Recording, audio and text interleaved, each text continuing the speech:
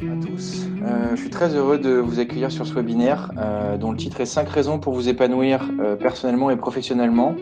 L'objectif pour nous, parce que je ne suis pas seul à avoir organisé ça, c'est de vous donner des retours d'expérience, de quelles clés on a pu identifier et que vous puissiez repartir avec des outils concrets pour trouver les clés en vous. C'est des éléments qui sont extrêmement importants pour nous. N'hésitez pas à nous faire des retours post-webinaire sur des éléments que vous connaissez, des sources, des livres, des sports ou que sais-je. L'important, en fait, c'est, je pense, de faire un aller-retour perpétuel entre chacun d'entre nous pour s'améliorer. Petit rappel, pour ceux qui ne parlent pas durant le webinaire, n'hésitez pas à couper votre micro pour assurer le confort auditif de tout le monde. Ah, je vais accepter les derniers arrivants. Bonjour Cédric, qui vient d'arriver. Oui, donc je disais, n'hésitez pas à couper vos micros pour assurer le confort de tous. On a prévu de libérer tout le monde à 14 heures. Évidemment, s'il y a quelques questions en plus dans le chat ou par vidéo, on pourra déborder un petit peu, hein. Il y a pas de souci, ce sera avec plaisir. Pour démarrer, on va vous présenter les différents intervenants. Ensuite, je vais recontextualiser la problématique sous différentes formes, vous donner quelques définitions, le sens qu'on a identifié chez nous, chez Baldwin. Ensuite, des retours d'expérience, des témoignages. Et ensuite, les clés, les outils avec lesquels vous pourrez repartir chez vous pour rendre vos vies extraordinaires. Pour démarrer, moi je suis un ingénieur double diplôme avec une école de commerce. Mes valeurs tournent beaucoup autour de la transmission et de faire en sorte de changer le monde. Lorsqu'on a créé Baldwin avec mon associé Benjamin Villain, j'ai créé la fondation Baldwin, l'objectif étant de pouvoir permettre à des personnes de notre communauté, de notre cabinet, de réaliser des actions sociétales et toucher du doigt la fierté d'être citoyen. Tout simplement citoyen du monde. Comment? C'est en faisant des actions don du sang, en faisant des interventions musicales dans des EHPAD, en allant réaliser des marches avec des personnes handicapées, en allant les accompagner à faire du sport, etc., etc. Je voulais vous parler de deux personnes qui ont changé ma vie, ma perception du monde. C'est Elon Musk, je pense que pas mal le connaissent, donc fondateur de PayPal et Tesla, et puis SpaceX pour les plus connus. Il a d'autres projets. Ce que je trouve incroyable, c'est son rêve fou de changer de planète, d'aller sur Mars. Et la personne que vous avez à côté, c'est Abbé Pierre, qui est une personne qui a créé Emmaüs et qui m'a permis de percevoir que justement l'équilibre personnel, ça ne doit pas être que sa réussite personnelle, ça doit faire en sorte de faire réussir les autres. Et du coup, c'est une valeur qui est très importante pour moi. Je passe la main à Samuel. Ouais. Alors, bonjour, moi c'est Samuel Pédo, j'ai 23 ans. Je suis diplômé de l'école de l'ECAM de Nantes avec une spécialité en génie industriel. J'ai fait une année d'alternance l'année dernière chez Daher à Airbus et je viens d'entrer depuis 9 mois au sein de Baldwin Partners. J'ai deux personnes que j'admire particulièrement, donc Tony Parker qui pratique mon sport, le basket que je fais depuis 15 ans et que j'admire pour ses réussites, que ce soit au niveau du sport, au niveau du business avec sa prise de fonction dans le club de basket de Lyon et puis du coup sa persévérance sur ces deux domaines. Et ensuite Nelson Mandela pour sa capacité à fédérer et le fait que dans sa lutte, il n'ait pas eu ce côté rancunier envers les Blancs et que ça a porté en avant son pays. Donc, c'est deux personnes que j'admire énormément pour ça.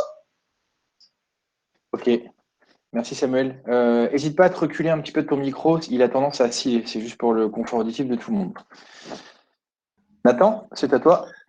Merci Laurent.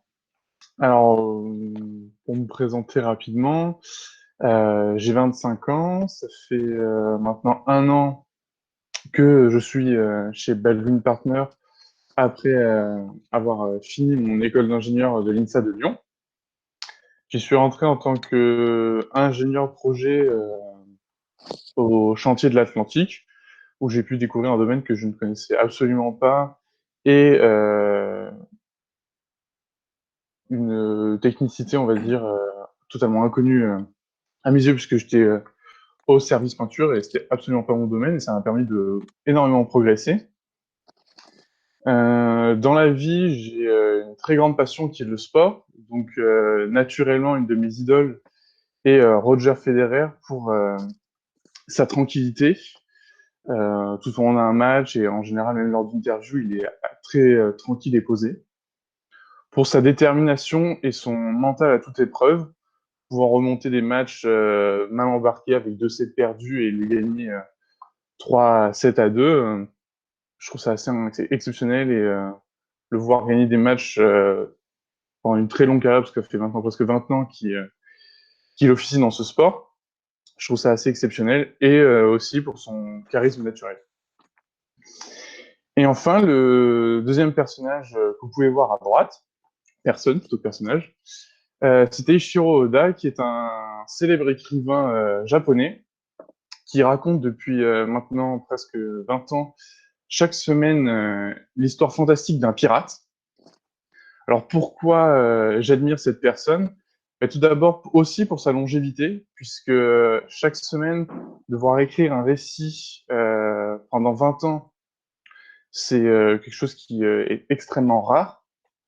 J'ai à ma connaissance qu'une seule personne qui a fait ça pour la même histoire. Et aussi pour les thèmes qu'il aborde, parce que malgré que l'histoire soit fantastique, il aborde des thèmes importants comme l'esclavagisme, les inégalités sociales, la guerre, mais aussi parce qu'il décrit une culture que j'ai jamais connue et qui m'attire un peu, c'est celle du Japon, son pays.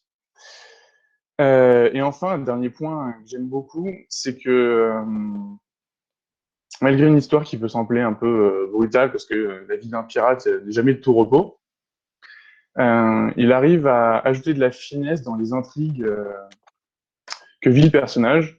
Et je trouve ça particulièrement passionnant parce qu'il arrive à ressortir des détails qui ont eu lieu au début de son récit et qui ont aujourd'hui encore un impact direct dans le récit actuel. Donc voilà. Je vais maintenant laisser la parole à Pierre-Yves. Alors bonjour, moi je suis Pierre-Yves. Comme Laurent, je suis un ingénieur double diplôme, vu que j'ai été diplômé plombier chez les Compagnons du Devoir à 16 ans et ingénieur diplômé de l'École centrale de Nantes à 26. Ce fut un très long parcours, vu que j'ai commencé ma carrière en apprentissage sur le chantier à 15 ans parce que je voulais pas faire d'études longues et que finalement je les ai terminées à 26. Encore un échec. Je suis entré chez Baldwin Partners il y a 2 ans maintenant comme chef de projet. Donc bêtement, en fait, je fais tout ce dont mes clients ont besoin. J'ai eu 3 missions depuis. Donc je suis passé de l'industrie électronique au chantier naval à l'industrie aéronautique. Vu que je venais de la plomberie, en fait, j'ai l'habitude de m'adapter à un peu tout. Mes grandes sources d'inspiration, alors en bas à gauche, vous avez Lord Robert Baden-Powell, le créateur du scoutisme en 1906, si je me trompe, 1907. Alors moi je suis scout depuis que j'ai 9 ans, donc ça fait bien trop longtemps et j'aurais dû arrêter, mais j'ai pas arrêté parce que ça me porte beaucoup.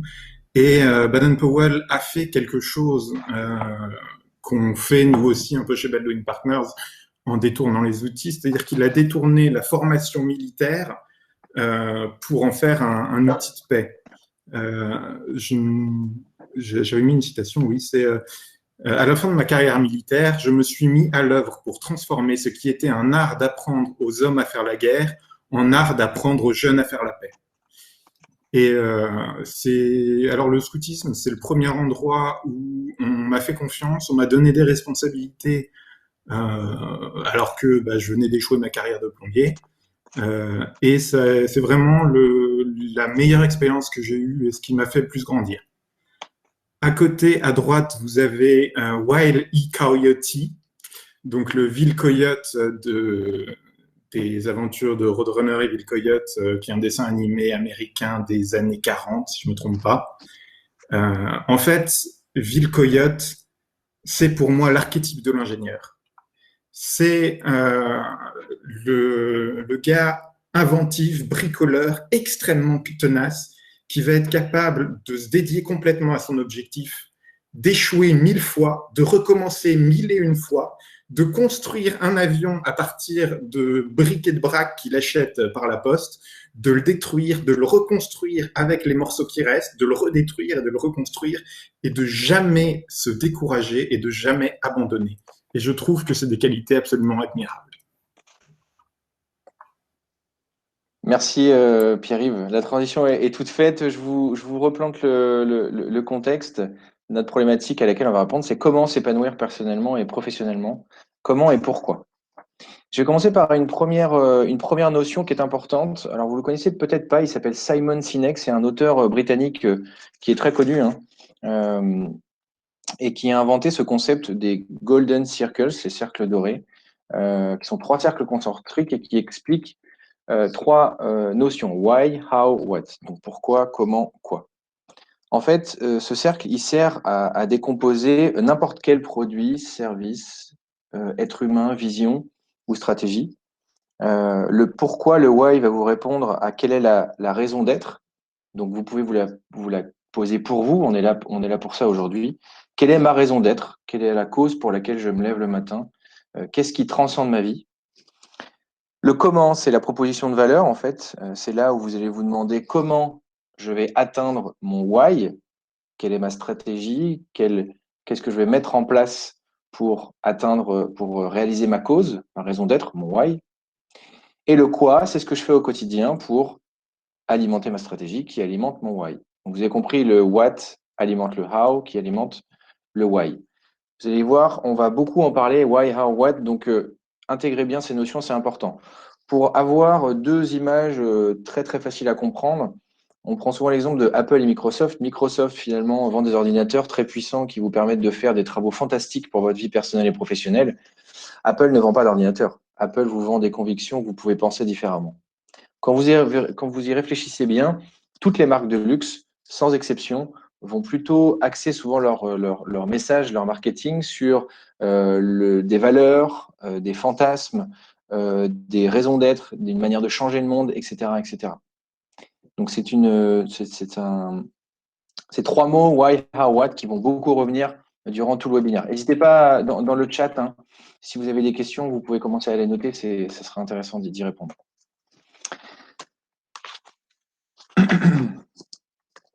Par rapport à ce why, how, what, je vais donner un autre exemple sur le sens donné au travail, avec un exemple d'un tailleur de pierre. Il y a un auteur qui s'appelle Jacques Limoges qui a écrit un livre là-dessus, qui est docteur en éducation et professeur associé à Sherbrooke, et qui nous livre une histoire intéressante. Lorsqu'on demande tour à tour à 3 tailleurs de pierre ce qu'ils font, le premier répond normalement « je taille des pierres ». Le second s'arrête pour répondre à la question et nous dit « je construis un mur car j'ai besoin d'argent ». Et le troisième, avec beaucoup de fierté, s'exclame « je suis à ériger une cathédrale ». Vous voyez la différence de perception de la réalité? Les 3 taillent des pierres, on est d'accord. Pourtant, ils ont tous une perception différente de ce à quoi sert l'action qu'ils font. Donc, pour le premier, il va plus loin après dans l'analyse. Le premier va lui répondre « je taille une pierre, c'est un métier dur et épuisant. En plus, c'est au salaire minimum, tout ça parce que je n'ai pas de diplôme. Maudite vie dure. » Vous avez compris, c'est plutôt le what, ça, l'analogie du what. Quand la question est posée au deuxième, il répond avec un ton dénotant un sens de responsabilité. « Je taille une pierre, c'est un métier comme un autre. Grâce à lui, je peux faire vivre ma famille, permettre à mes enfants de faire des études. Il me permet aussi de faire des économies pour me payer une retraite bien méritée. » Vous voyez, on s'élève déjà d'un niveau. Et le troisième, il répond « Je taille une pierre, elle fera partie d'un grand édifice. C'est un travail d'équipe qui implique des dizaines de métiers dont le mien. Comme ça, je mets à profit mes compétences pour moi. Comme pour la collectivité, cela donne beaucoup de sens à ma vie. » C'est un exemple qui est très intéressant, que j'aime beaucoup évoquer parce que ce sont 3 personnes qui font le même métier d'un point de vue opérationnel, mais qui ont 3 perceptions différentes du sens qu'ils donnent à leur travail. D'où l'importance de s'interroger sur qu'est-ce que mon why, qu'est-ce que mon how et qu'est-ce que mon what. On va y revenir après et à la fin du webinaire, on donnera des clés pour y répondre. J'ai un autre petit chiffre à vous donner. C'est une étude qui date d'avril 2019, qui a été réalisée par Randstad. Un salarié sur 5 a le sentiment d'avoir un job bullshit. Bullshit, ça veut dire voilà, un travail avec peu d'intérêt ou peu d'impact sur le monde. Et 18% des Français ont le sentiment d'occuper ces travails sans valeur. Alors, ça peut être une vue d'esprit, ça peut être une réalité. Simplement, ce que ce chiffre permet de percevoir, c'est que peu de personnes, finalement, s'intéressent et s'interrogent sur quelle est la portée de mon travail, à quoi sert-il, est-ce qu'il a un sens pour moi? D'où l'importance de se poser toutes ces questions. Je voulais évoquer un autre sujet avec vous. C'est un concept qui vient du Japon, qui s'appelle l'ikigai, peut-être que certains connaissent. C'est une philosophie en fait de vie japonaise, une philosophie de vie japonaise, pardon, qui consiste à trouver un sens à notre vie, un équilibre. L'ikigai, c'est un facteur de bonne santé et de longévité. En fait, c'est le croisement de 4 cercles. Ce que vous aimez, par exemple la musique, prenons un exemple simple. Ce en quoi vous êtes bon, peut-être l'ingénierie technique. Ce pourquoi vous pouvez être payé, donc ce qui vous permet d'avoir un salaire en face de votre expertise, et ce dont le monde a besoin. Lorsque vous arrivez à croiser ces 4 cercles, vous pouvez atteindre ce qu'on appelle l'ikigai, qui est un croisement entre passion, mission, profession et vocation. Sans souhaiter à tout le monde de trouver son ikigai, parce que ça reste un concept compliqué à mettre en place, je trouve ça intéressant de se poser toutes ces questions. Qu'est-ce que vous aimez faire? En quoi vous êtes bon? D'après vous, de quoi le monde a besoin? Et qu'est-ce que vous pourriez faire où vous pourriez être payé? Cette notion d'équilibre, on va y revenir beaucoup parce que ça repose sur 4 sphères en fait des vies privées et vie personnelle. Et lorsqu'on a atteint cet équilibre ou cette forme d'équilibre, bah forcément, nécessairement, ce qui s'en dégage, c'est une forme de bonheur. Alors, la notion de bonheur, on va y revenir après, ça peut être subjectif, mais normalement, lorsqu'on sent un équilibre dans ses faits, ses gestes, ses valeurs, ses pensées, on ressent le fait d'être en phase avec soi. Je voulais vous parler d'un livre, c'est le livre qui a changé ma vie. C'est pas un livre de management, c'est pas un livre de commerce, c'est pas un livre d'entrepreneuriat. C'est un livre d'une psychologue américaine qui s'appelle Bronnie Ware, qui a interviewé en fait plusieurs milliers de patients en phase terminale de cancer et qui a listé tout simplement les 5 plus grands regrets des personnes en fin de vie. Ça peut paraître curieux de lire un livre comme ça, mais moi ça m'intéressait. Et en fait, ce qu'il en ressort, c'est 5 regrets principaux couplés et qui convergent. Le premier, c'est j'aurais aimé avoir le courage de vivre comme je le voulais et pas de vivre la vie qu'on attendait de moi. C'est terrible, je trouve, mais c'est pourtant un regret qui est extrêmement partagé. Et c'est le regret le plus partagé, précise-t-elle dans son livre. Quand les gens se rendent compte que leur vie est presque terminée et qu'ils la regardent avec clarté, c'est facile de voir le nombre de rêves qu'ils avaient et qu'ils n'ont pas réalisés. Le second regret, c'est je regrette d'avoir travaillé si dur. Apparemment, c'est un regret qui est partagé par les patients masculins de l'infirmière. Il faut aussi se remettre dans le contexte. Ça a été fait dans les 15 dernières années, toutes ces interviews. Et ce sont donc des gens d'un certain âge. Donc, ça correspond aussi à des générations, quand ils étaient nés dans les années 30, 40, 50. Le troisième, j'aurais voulu avoir le courage d'exprimer mes sentiments. Ça paraît incroyable, mais c'est pourtant vrai. Le quatrième, je regrette de ne pas être resté en contact avec mes amis. Et cinquième, j'aurais aimé m'autoriser à être plus heureux. Un regret étonnamment partagé d'après l'infirmière. Donc c'est très curieux parce que quand vous y réfléchissez bien, il y a beaucoup de notions là-dedans qui relèvent des liens sociaux, qui relèvent de la fierté d'avoir transmis quelque chose, du fait d'avoir passé du temps avec ses proches, etc. Moi, je le trouve intéressant parce qu'il permet de mettre en perspective comment développer sa performance dans sa vie professionnelle au service de sa vie personnelle et vice-versa. Tout ça pour éviter d'avoir un de ces 5 regrets, voire les 5, ce que je ne vous souhaite pas évidemment. Je voulais vous parler d'un chiffre après qui va vous permettre de comprendre quel est le sens pour moi. Alors moi, aujourd'hui, j'organise ce webinaire avec mon équipe et j'en suis très fier. Mais c'est important que vous compreniez pourquoi est-ce que je fais ça. Mon métier chez Baldwin, c'est de développer, d'avoir créé une société, de la développer et de faire en sorte de rendre heureux mes clients et mes consultants. Mais mon why à moi, puisqu'on en parlait tout à l'heure, ma raison d'être, c'est de changer le monde et de transmettre mes valeurs aux générations futures. Et Baldwin Partners, la société dont on parle aujourd'hui, n'est simplement qu'un moyen pour moi. C'est une manière pour moi de transmettre les choses que j'ai apprises sous forme de formation, sous forme de création d'équipes, sous forme de création d'outils aussi, sous forme de webinaires. Et c'est mon how à moi, c'est mon comment.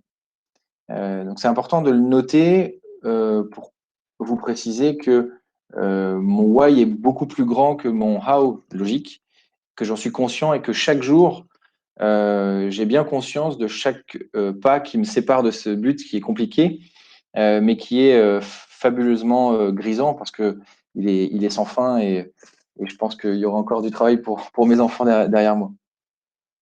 Donc, mon why à moi, c'est de changer le monde. Baldwin a aussi cette perception-là de révolutionner l'industrie. Révolutionner l'industrie, pourquoi? Bah, j'ai un chiffre qui est malheureux à vous communiquer. En fait, dans une analyse du BCG, le cabinet de stratégie mondiale de juillet 2017, 50%, 52% des entreprises du Fortune 500, qui est un classement des grosses sociétés américaines, depuis l'an 2000, ont disparu. Ça veut dire que même à l'époque où une société peut avoir une pignon sur rue, 20 ans après, c'est pas forcément pour ça qu'elle a réussi à se transformer, à se digitaliser. Je vous donne un autre chiffre. La transformation numérique va s'accélérer pour une raison simple, c'est qu'en 2020, vous avez 50% de la population active mondiale qui a entre 18 et 30 ans. Et en 2025, ça sera 75%. Donc, naturellement, la transformation digitale est une obligation et c'est notre cheval de bataille. C'est d'aider nos clients industriels à se transformer. Voilà comment Baldwin est né et comment j'ai mis en place cette musique avec mon associé Benjamin Villain. Et notre outil, entre guillemets, c'est l'industrie 4.0, c'est notre spécialité. C'est un ensemble de briques technologiques qui nous permettent de faire parler de la donnée dans les usines, auprès des opérateurs, des machines et auprès des process industriels de manière générale. L'industrie 4.0, c'est quatrième révolution industrielle, c'est l'introduction donc de l'Internet des objets, de l'intelligence artificielle, de la réalité augmentée, et j'en passe. C'est pas forcément le sujet aujourd'hui. La Fondation Baldwin, elle est aussi là pour moi comme un comment pour transmettre mes valeurs et transmettre des notions de philanthropie. Et ben, on a simplement créé avec Benjamin un terreau fertile pour que les gens puissent s'exprimer. Vous voyez sur ces photos des personnes qui font partie de notre communauté, qui font différentes actions. Il y a une régate interentreprises avec des femmes en rémission du cancer du sein. Il y a des courses contre le cancer du sein aussi. Il y a des concernant des EHPAD. Il y a des balades avec des personnes handicapées. Bref, l'important, c'est de faire et de se rendre compte de la valeur qu'on a auprès des autres.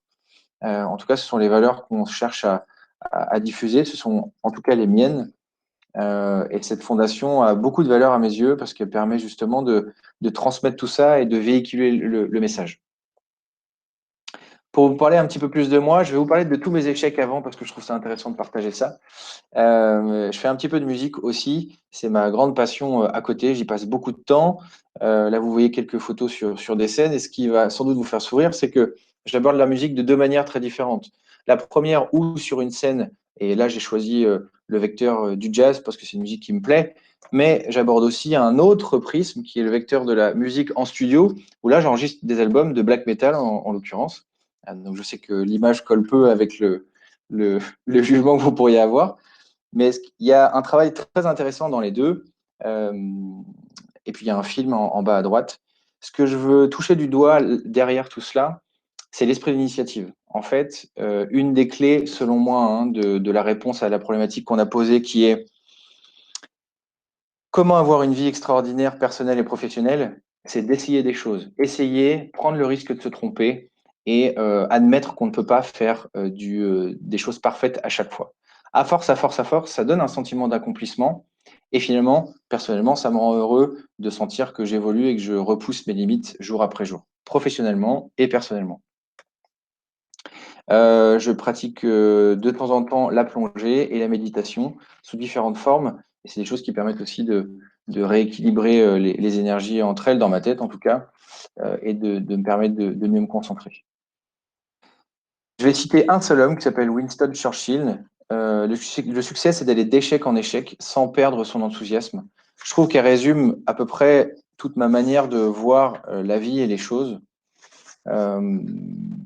Pierre-Yves en parlait tout à l'heure avec Bip Bip. La clé, c'est de ne pas abandonner parce que on n'échoue jamais vraiment. On ne fait que apprendre, apprendre, apprendre, apprendre. La difficulté, c'est de ne pas perdre le cap. D'où l'intérêt de définir le cap et donc de définir son why. Si vous ne savez pas pourquoi vous faites des efforts, vous arrêterez très vite de le faire. Je prends un exemple personnel. Je me mets régulièrement à faire du sport et j'arrête parce que je ne vois pas l'intérêt de faire du sport, si ce n'est de vivre en santé longtemps. Ça, c'est un de mes défauts. Typiquement, je n'ai pas défini de why sur ma santé physique. Bon, ça reste quelque chose à travailler pour moi. J'ai fait ma petite liste d'échecs dans ma vie que je trouvais intéressante. J'ai passé 8 fois mon code. J'ai pas obtenu les cycles de solfège, donc c'est la théorie musicale que je souhaitais. J'ai été refusé de pas mal d'écoles d'ingénieurs avant d'être accepté celle où j'ai pu faire mes études. J'ai eu pas mal d'échecs dans des relations amoureuses. Il y a beaucoup de business que j'ai perdu par mauvaise rigueur, je pense, dans les process. J'ai fait beaucoup de projets musicaux avant de faire ce que j'ai fait aujourd'hui, et il y a toujours eu une raison qui a fait en sorte que ça ne fonctionnait pas. J'ai eu des échecs entrepreneuriaux avant Baldwin qui m'a permis de me construire et de savoir ce qu'il fallait faire ou pas faire. Et j'ai aussi eu des échecs dans la relation avec d'autres personnes, ou d'un point de vue amical ou d'un point de vue familial, simplement, ou par défaut d'ego, ou par mauvaise écoute, mauvaise perception, etc. Bref, je voulais juste pointer du doigt le fait que échouer, ça n'est pas vraiment échouer, c'est surtout apprendre. Et en fait, c'est à force de faire qu'on a un sentiment d'accomplissement qui est fort. Je peux faire une petite analogie, une petite blague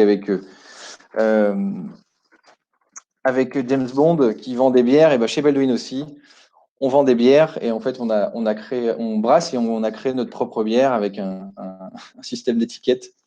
Bon voilà, je ne vous vois pas, donc je ne sais pas si vous riez ou pas. Ok, certains oui, d'autres non. Ok.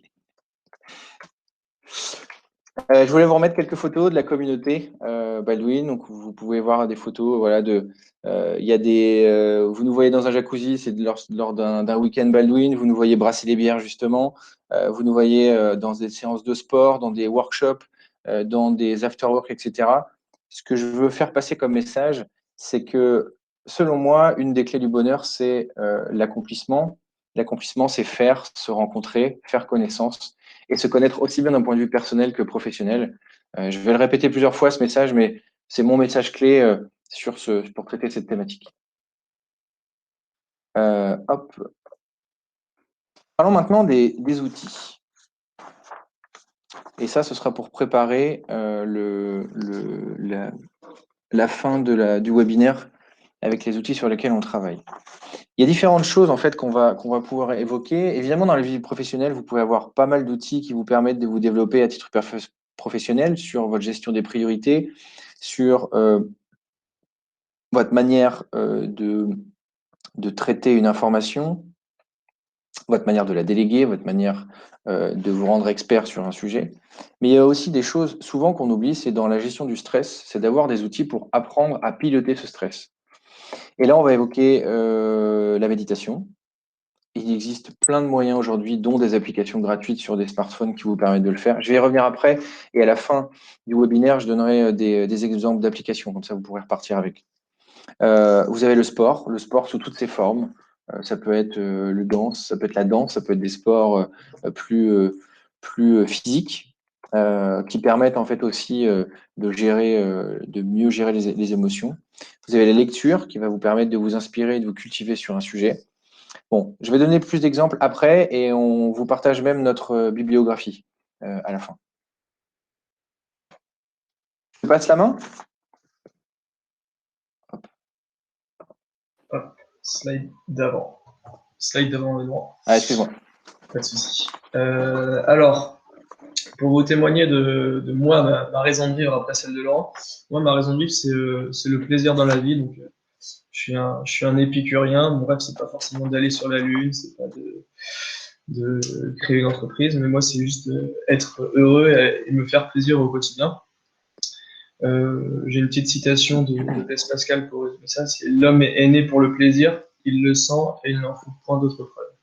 Donc moi, ça résume ma philosophie et pourquoi j'avance au quotidien avec cette raison. Tu peux passer à celle d'après. Et donc pour nourrir ce besoin de plaisir dans la vie, j'ai 4 grandes thématiques et grands points qui se rejoignent. Donc, le point 1, c'est ma vie sociale, que ce soit la famille et les amis. Le point 2, ça va être l'aspect sportif. Donc, je suis un grand fan de sport et j'en ai besoin au quotidien pour nourrir ce besoin d'envie d'aller de l'avant.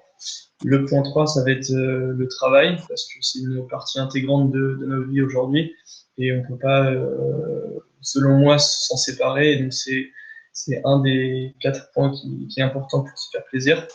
Et le point 4, ça va être les voyages. Donc, concrètement, sur chaque item, j'ai des objectifs, je me fixe des défis.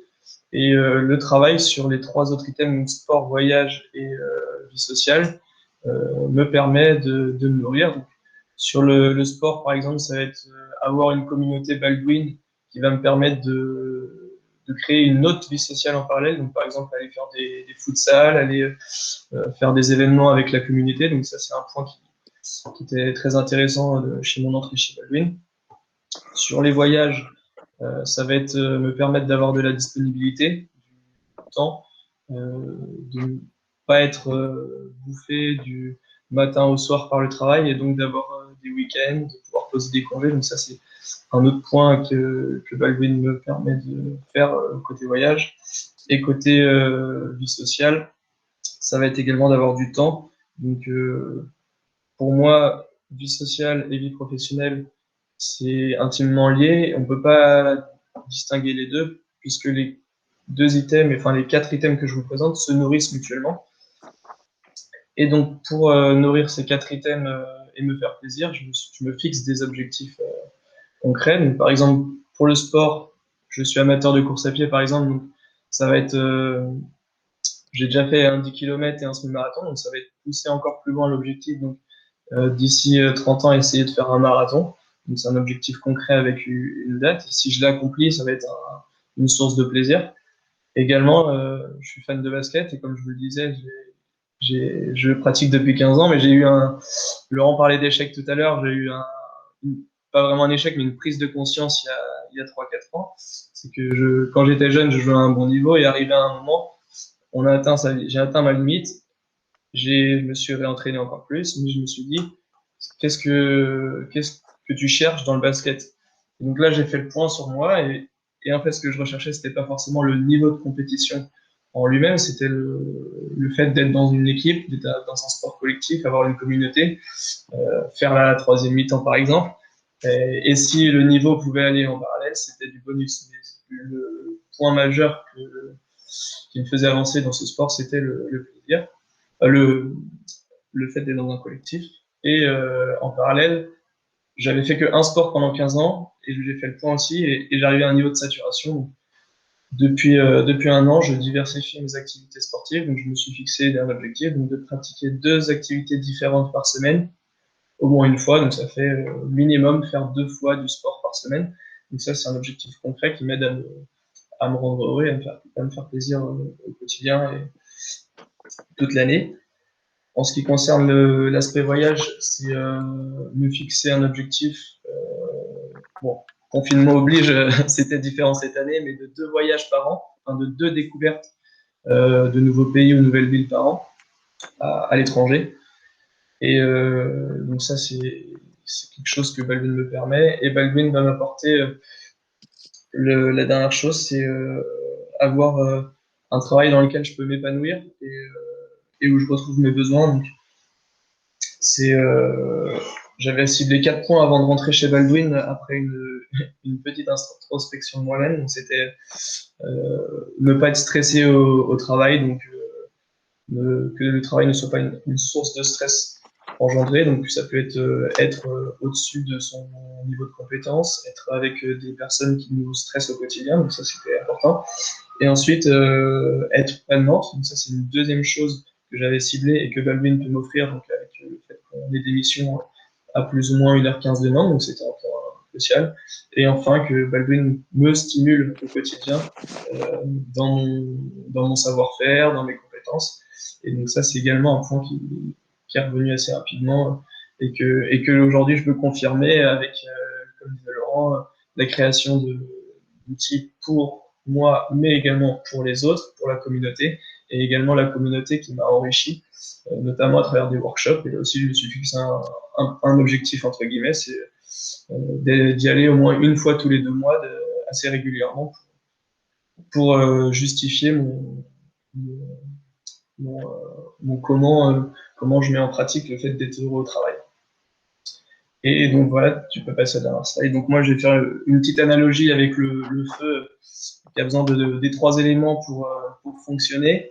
Et pour moi, ma raison de vivre, le plaisir, a besoin des 4 éléments que je vous ai présentés pour fonctionner. C'est-à-dire que si le travail, le voyage, le sport ou la vie sociale, il y en a un des 4 qui ne fonctionne pas ou dans lequel je ne suis pas heureux, pour moi, il ne peut pas y avoir cette notion de plaisir qui en résulte.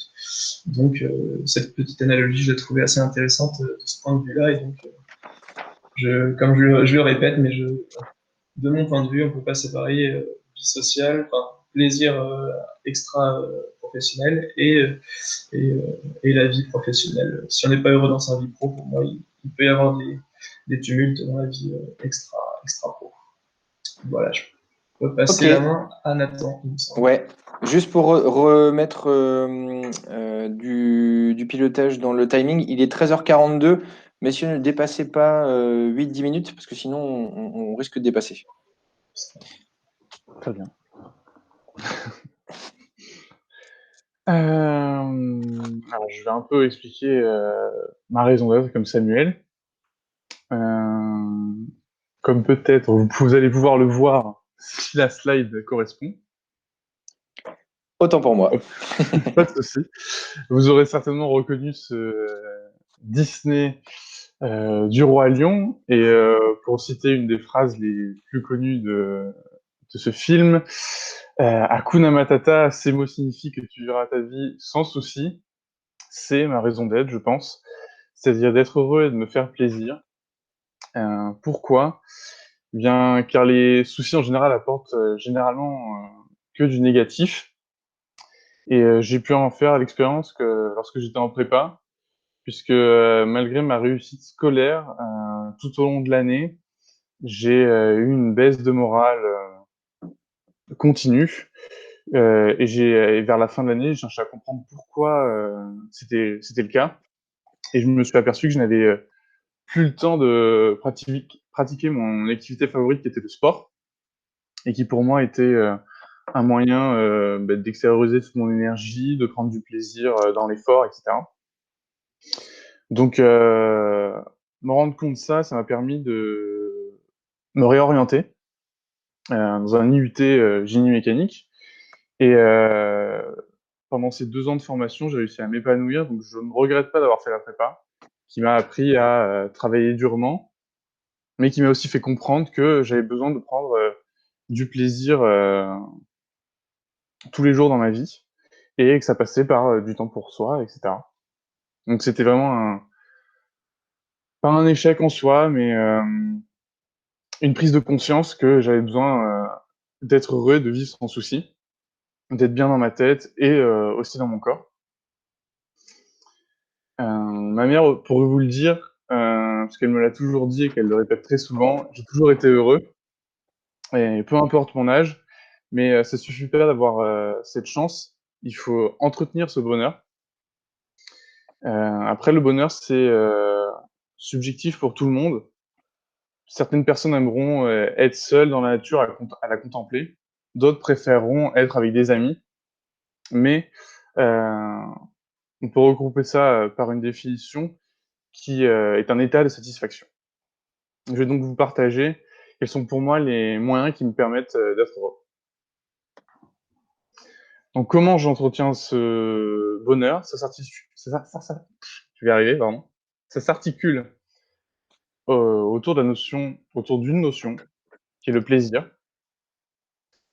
Tout d'abord, le plaisir d'effort, puisque j'aime beaucoup pratiquer le sport, que ce soit du basket, du volley, du foot, et en découvrir d'autres que je pratique moins, comme l'escalade, le tennis de table, etc. Il y a aussi un plaisir sentimental, qui est d'être avec sa famille, avec ses amis, avoir un compagnon de vie. Donc c'est vraiment un point essentiel aussi. Un plaisir de divertissement, c'est-à-dire faire ce que j'aime, aller au cinéma, regarder des séries, aller au restaurant, et aussi découvrir des nouvelles villes, des nouveaux pays, de nouvelles cultures. Et un plaisir un peu plus simple, qui est un plaisir mental où je cherche à savourer toutes les petites choses de la vie. Donc ça peut être un chant d'oiseau, un beau temps, un beau paysage, tout ce qui peut apporter du positif à mon mental. Et qu'est-ce que je fais pour parvenir à cela?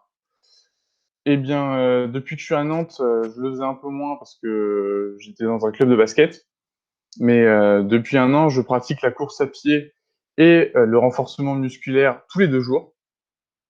Donc ça m'aide à continuer à mon bien-être physique. Ensuite, à défaut, à cause du confinement, de pouvoir voir mes amis en physique, je les vois virtuellement avec un nouveau mot à la mode qui est le Skype apéro. Ou lorsque j'organise des blind tests avec mes amis également, ou la communauté Baldwin Partners.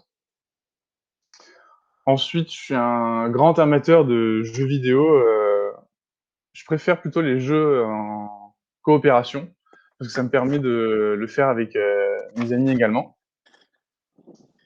Et plus récemment, je me suis découvert une passion qui mêle à la fois réflexion et divertissement, puisque j'essaye, on va dire, une fois tous les 3 mois, de faire un escape game.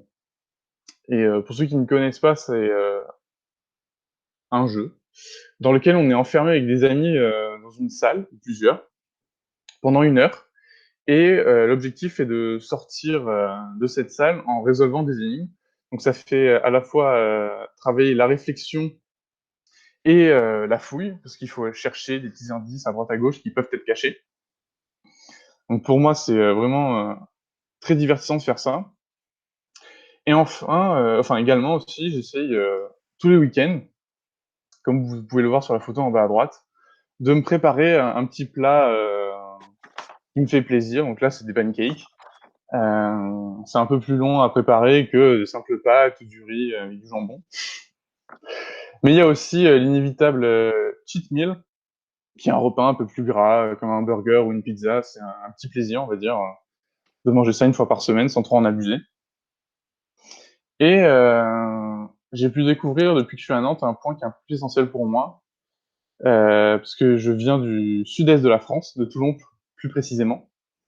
Et j'ai découvert que j'appréciais particulièrement passer du temps au soleil. Donc, dès qu'il y a un rayon qui montre le bout de son nez, j'essaie de sortir, d'aller pique-niquer, faire une balade à vélo ou simplement écouter de la musique sur un banc en profitant de la chaleur du soleil.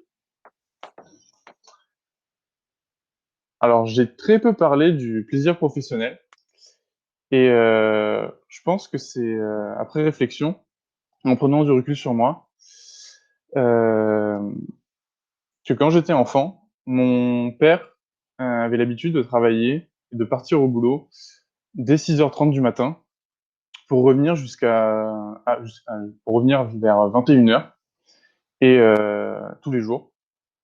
Et je passais très peu de temps avec lui, hormis le week-end, et même le week-end, il travaillait pour regarder ses mails, etc. Parce qu'il était très occupé par son travail.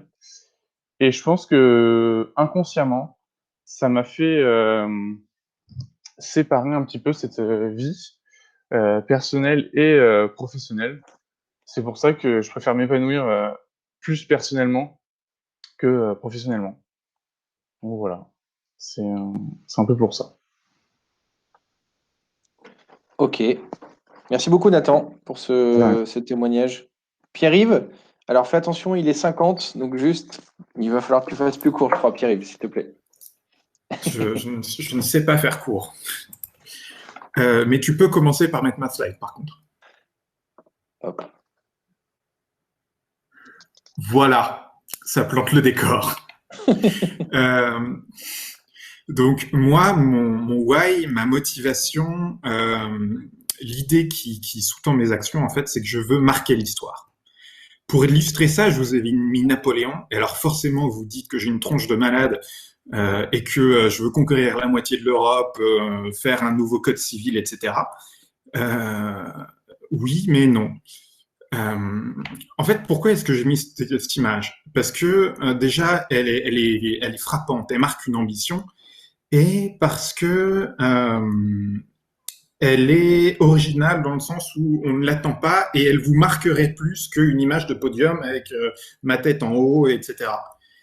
L'un des conseils qu'on vous donne dans ce webinaire, c'est de définir votre why, votre raison d'être et vos 5 pourquoi. Pour ça, il y a plein de méthodes. Vous pouvez faire une retraite speed, de la méditation, des tests de personnalité, etc. Et il se trouve que j'ai fait un test de personnalité pourri il y a 15 ans, mais il y a un des résultats de ce test de personnalité qui m'a beaucoup marqué et qui fait que 15 ans après, je m'en souviens encore alors que j'ai oublié tout le reste, c'est que c'était sur la façon dont je voulais que les autres me perçoivent. J'avais dessiné un tiroir dérangé et j'avais marqué surprenant. Et en fait, c'est exactement ça. Dans ma relation aux autres, j'ai envie de les surprendre, de les marquer, de laisser quelque chose. Et traduit en objectif démesuré, parce que forcément, si un objectif de vie est atteignable, il y a une fin et donc ça ne convient pas, il faut quelque chose de démesuré. Ça donne, je veux marquer l'histoire et je veux marquer les gens. Merci.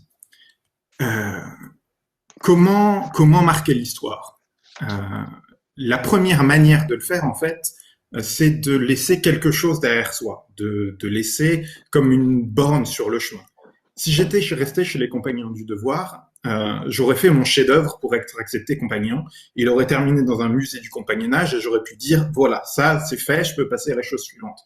Malheureusement, je suis passé à la chose suivante qui était après les compagnons, avant d'être reçu compagnon et de faire mon chef-d'œuvre. Donc, je n'ai pas de chef-d'œuvre. D'ailleurs, Laurent vous a parlé de la bière Baldwin. J'avais participé au concours d'étiquette, j'avais proposé un truc génial que vous ne verrez pas apparaître sur vos écrans, mais qui aurait montré que je n'ai aucun talent artistique et que moi, marquer l'histoire, je ne pourrais pas le faire en faisant une Mona Lisa. Par conséquent, qu'est-ce que je peux faire pour marquer l'histoire et laisser une trace derrière soi? Déjà, qu'est-ce que j'aime? Moi, j'aime lire, j'aime manger, j'aime boire. Par conséquent, ce que je veux laisser derrière moi, ça aura cette forme. Ça aura la forme d'un bon vin, d'une bière ou d'un livre. Alors, avant, j'avais l'idée diffuse de faire un livre. Maintenant, c'est une certitude. Un jour, j'écrirai un livre. En attendant, je commence par des choses plus modestes. Notamment, je brasse ma bière. J'avais commencé à la faire avec Baldwin Partners. Je continue dans mon coin, j'essaye d'améliorer ma recette au fur et à mesure, j'essaye de faire quelque chose qui restera derrière moi. C'est comme dans le management du changement, il faut commencer par de petites victoires. Slide suivante. De la même manière que j'essaye d'améliorer ma bière, il faut que je m'améliore moi-même. Il faut, comme écrivait Voltaire, cela est bien, répondit Candide, mais il faut cultiver notre jardin. Pour laisser quelque chose derrière, pour faire pousser quelque chose et le laisser derrière soi, il faut déjà travailler et labourer sa propre terre. Si on n'a que des ronces et des orties, Et la soupe à l'ortie, c'est bof. Les ronds, c'est les confitures de mûre. Et les confitures de mûre, c'est ma maman. Donc, j'ai pas le droit d'y toucher. La perfection est atteinte. Euh, pour avoir quelque chose à partager, il faut commencer par se cultiver moi-même. Il n'y a d'homme complet que celui qui a beaucoup voyagé, qui a changé 20 fois la forme de sa pensée et de sa vie. Ça, c'est Lamartine. C'est pour ça que chez Baldwin, je fais plein de missions pour découvrir plein de choses et m'enrichir moi-même, voir ce que je veux vraiment faire. C'est aussi pour ça que l'un de nos Big Five, donc de nos 5 objectifs à faire absolument dans notre vie avec ma femme, c'est de partir, nous installer à l'étranger en expatriation pour nous couper complètement de notre culture française et européenne et découvrir quelque chose de complètement nouveau. Dernière slide.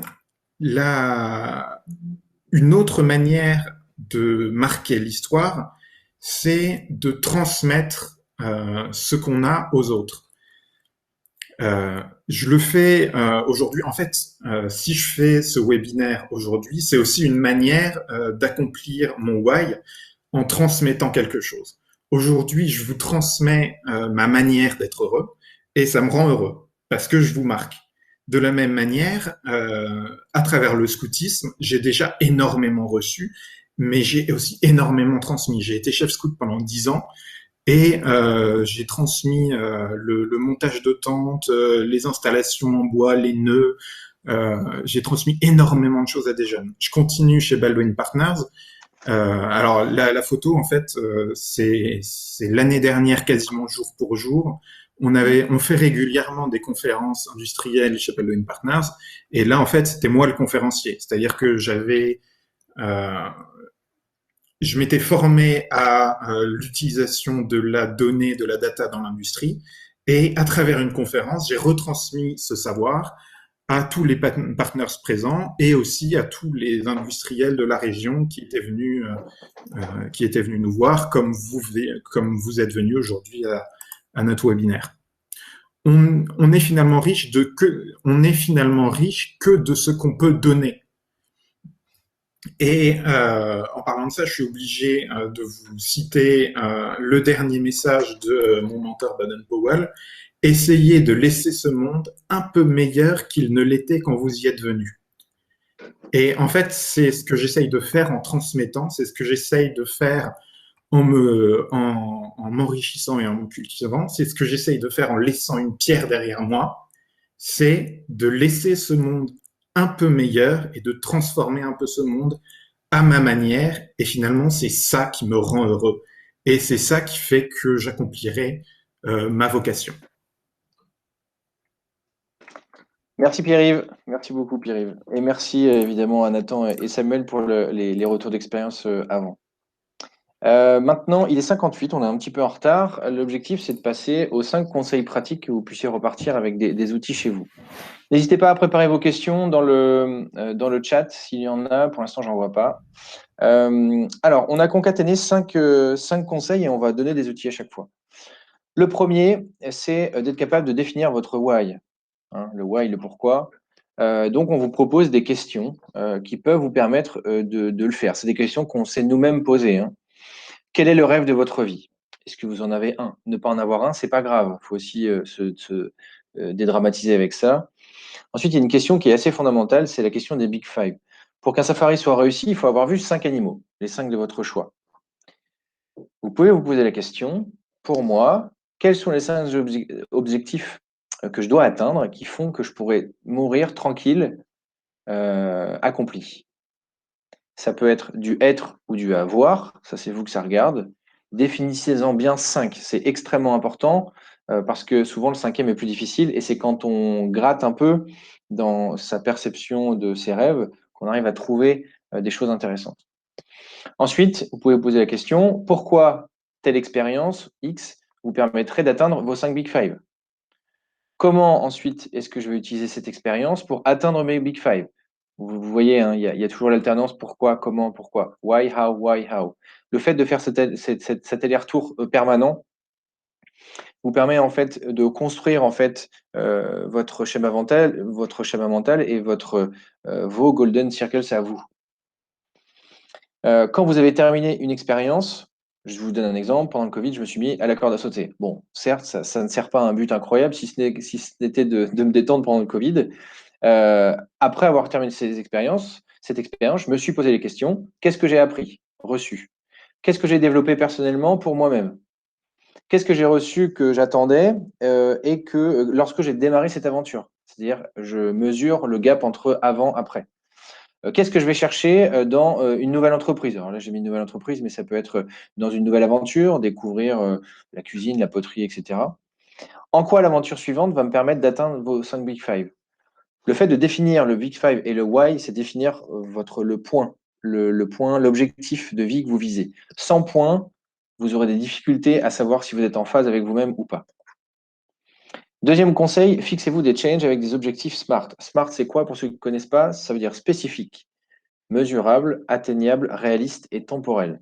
C'est le fait de définir un objectif que vous puissiez potentiellement atteindre, même s'il est élevé. Il faut qu'il soit réaliste.